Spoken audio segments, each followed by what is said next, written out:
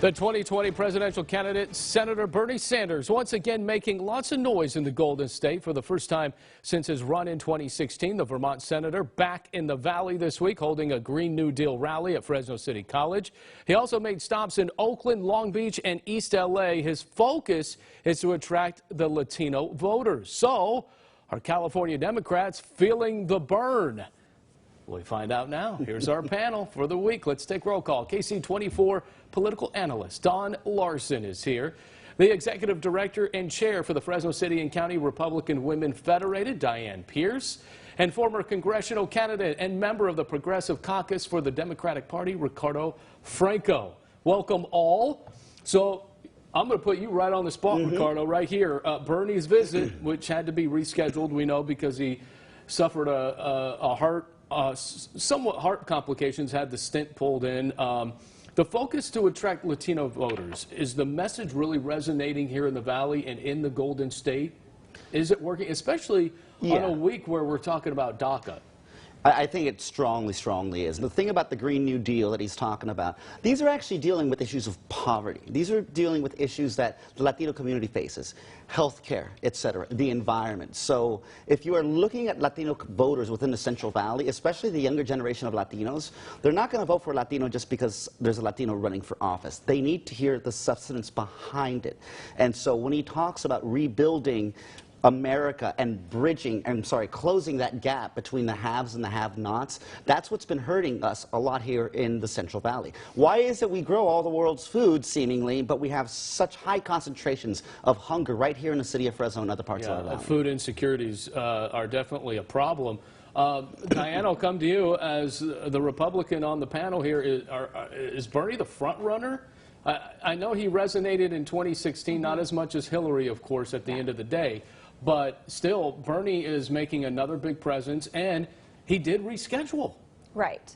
No, you give him credit for that, of course. I think there's certainly a path for him in California. There's going to be plenty of people who are interested in what he has to say. I don't think he is a front runner here. I think that the Latino communities in our state who are heavily in the agricultural industry, what we've seen from them recently is some discontent with some of the government entities that tend to interfere in what they do. You had Pick Justice on last week, and some of the issues they have with UFW and other unions and their apparent collusion sometimes with legislators in Sacramento. I think that a lot of that big government idea is going to be a little hard for them right now. They're looking for a little more autonomy, and they're looking to have a little more of their own voice be heard rather than someone coming in and saying they're going to be their voice for them. Don, I want to come to you now because you listen to Bernie Sanders. It's really the same message, although he has the young Democrats backing him now, like AOC and a lot of that younger generation who like to see and hear the Green New Deal and all those nice phrases that are coming out from the Democratic Party. Is that going to work with here in the Valley? I think Bernie's pretty much speaking to the same people he spoke to 4 years ago, and I don't think he's the front runner in the state. But then who is? The Democrats have managed to once again divide it up pretty thoroughly, and it'll be interesting to see how it plays out. Fortunately, our primary election is in March rather than in June, and I think that's going to make a huge difference. Well, I want to get to this because, Ricardo, it's the big Long Beach Democratic Convention. Oh, yes.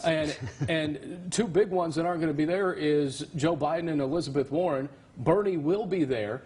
There's a debate on Univision, and they're going to have 8 of the candidates there. So, really, does that help Bernie because he's part of this? And the other two big ones, Warren and Biden, are not even coming to California. Well, I can tell you it certainly does not help Warren nor Biden. They are missing out on a great opportunity to meet really the essential party leaders, and I'm talking the grassroots party leaders. A lot who cannot afford to travel to LMU later on in the year to see another debate. This is their opportunity. This is their one chance where they're all coming together. That's why it's called the party convention.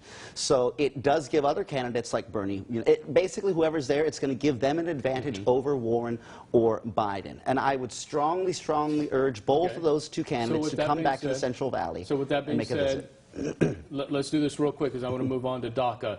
Don, you said he's not the front runner, so who is in the state? Well, that's hard to tell. I know Biden has popularity. He's been around.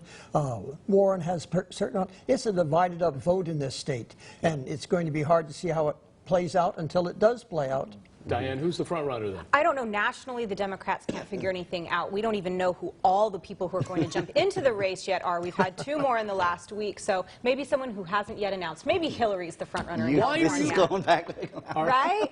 I think Hillary's the front runner in California. I've been saying that. I've been saying that on this show. Hillary's jumping in, Ricardo, right? I doubt it. It's too late in the race. Look, right. there are just so many Democratic campaign resources to go around, and they've all been swallowed up. She's not going to run. She's free to do what she wants to. But. Let me go to DACA now, because the Supreme Court, there's been all reports that they're ready to side with President Trump here. Is it the right decision? Don, we'll start with you. No, it's not the right decision. I mean, President Trump wants to destroy every program that President Obama put into place. And I think that this is an attempt to really deal with a problem that needs to be resolved. And the Supreme Court, by canceling it, isn't going to make it any better, because we don't know what we're going to get in its place, if anything. Trump says, yes, he's going to give them something. Well, Trump says lots of things, and I haven't seen him deliver that thoroughly for anyone. Diane, President Trump says in a tweet, we will work it out. We will find something for the Dreamers. Dreamers aren't believing that. You heard Sam say that. Well, you know, I think Mr. Molina actually had the right point in that this is really Congress's burden to bear.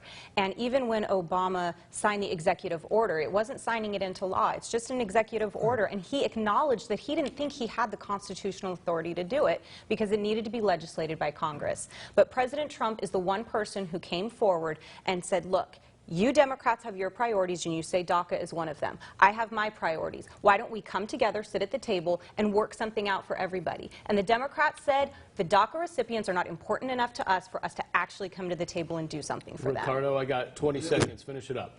You know, Sam was right. This is an issue for Congress, and it needs to get put on them. But at the same time, we've got to put the issue on the voters. Why in the world do we keep electing certain members into Congress that do not want to act on this? We do have a dream bill that will pass the House, and if we would act on it in the Senate, hopefully have a discussion there, but they won't even bring it up. Well, it's going to be interesting to find out how it all plays out, because we got several months to go. Maybe they'll come up with something. We'll see. Don't go anywhere. We got a lot more to talk about with our panel. But coming up next, a housing plan adopted by Fresno City Council turned dumpster fire. What one city council member found as millions of taxpayer dollars eroding away from a failing promise. Next.